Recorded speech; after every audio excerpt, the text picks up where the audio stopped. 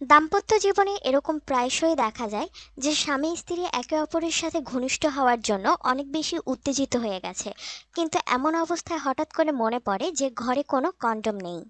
তখন অনেক সময় স্বামী স্ত্রী কন্ডোম ছাড়াই স্বাভাবিকভাবেই ঘনিষ্ঠ হয়, কিন্তু ঘনিষ্ঠ হওয়ার শেষ মুহূর্তে যখন মনে হয় যে শরীর থেকে শুক্রাণু বের হয়ে যাবে, তখন স্বামী তার অঙ্গ স্ত্রীর অঙ্গ থেকে বের করে শুক্রাণু বাইরে ফেলে।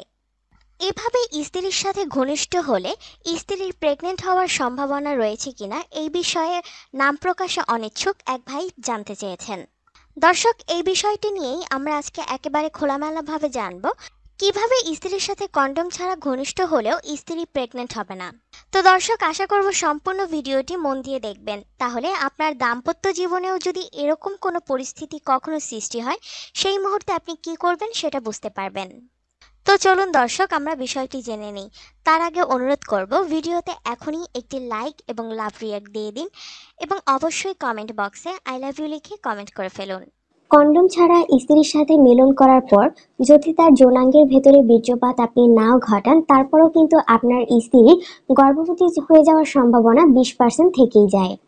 এর কারণ হচ্ছে, আমরা সবাই জানি যে শুধুমাত্র বীর্যের মধ্যেই শুক্রাণু থাকে, কিন্তু দু একটা শুক্রাণু কিন্তু আপনার কামরসের মাধ্যমেও থাকতে পারে, যার ফলে আপনার কামরস যদি আপনার স্ত্রীর যোনিতে লাগে, সেক্ষেত্রে আপনার স্ত্রীর গর্ভবতী হয়ে যাওয়ার সম্ভাবনা কিন্তু 20% থাকে। তাই শুধুমাত্র বীর্যপাত নয়, কামরাসের মাধ্যমেও কিন্তু অনেক সময় মহিলারা গর্ভবতী হয়ে যেতে পারে। আপনি যদি নিয়মিত কন্ডোম ব্যবহার করেন, তাহলে কোনো অবস্থাতেই আপনার স্ত্রীর সঙ্গে কন্ডোম ছাড়া মিলন করবেন না। আর আপনার স্ত্রী যদি গর্ভনিরোধক কোনো ধরনের খাবার গ্রহণ করে, তাহলে তো কন্ডোম ছাড়া মিলন করতেই পারেন। কিছু কিছু দম্পতিরা রয়েছে যারা কন্ডোম ব্যবহার করে মিলন করে, কিন্তু দেখা যায় মিলনের শুরুতে কিছুক্ষণ কন্ডোম ছাড়াই তারা মিলন করে এবং যখন মনে করে যে তাদের বীর্যপাত হয়ে যাবে, তখন বীর্যপাতের আগ মুহূর্তে তারা কন্ডোম ব্যবহার করে। এটা কিন্তু কন্ডোম ব্যবহার করার সঠিক পদ্ধতি নয়।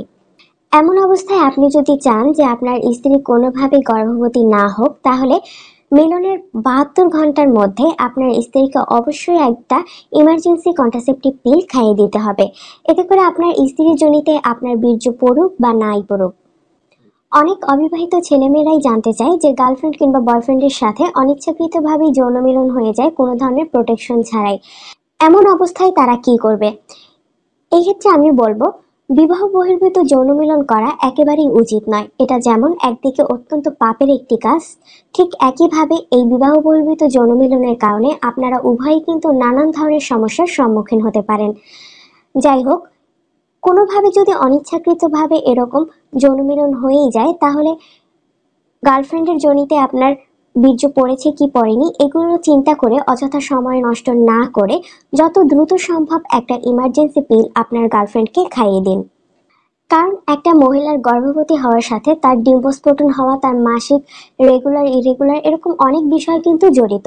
তাই এগুলো নিয়ে মাথা না ঘামিয়ে কিংবা কোনো ধরনের চিন্তা না করে আপনি যদি সন্তান নিতে ইচ্ছুক না হন, তাহলে অরক্ষিত যৌন মিলনের ক্ষেত্রে সব থেকে ভালো উপায় হচ্ছে একটা ইমার্জেন্সি কন্ট্রাসেপটিভ পিল খাইয়ে নেওয়া।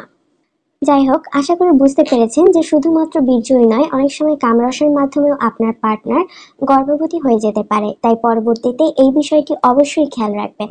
দর্শক, ভিডিওটি যদি আপনার কাছে একটু তথ্যবহুল কিংবা উপকারী বলে মনে হয়, তাহলে আপনার বন্ধুদের কাছে ভিডিওটি অবশ্যই শেয়ার করে দিন। সেই সাথে এখনও কমেন্ট না করে থাকলে দ্রুত আই লাভ ইউ লিখে কমেন্ট করে ফেলুন।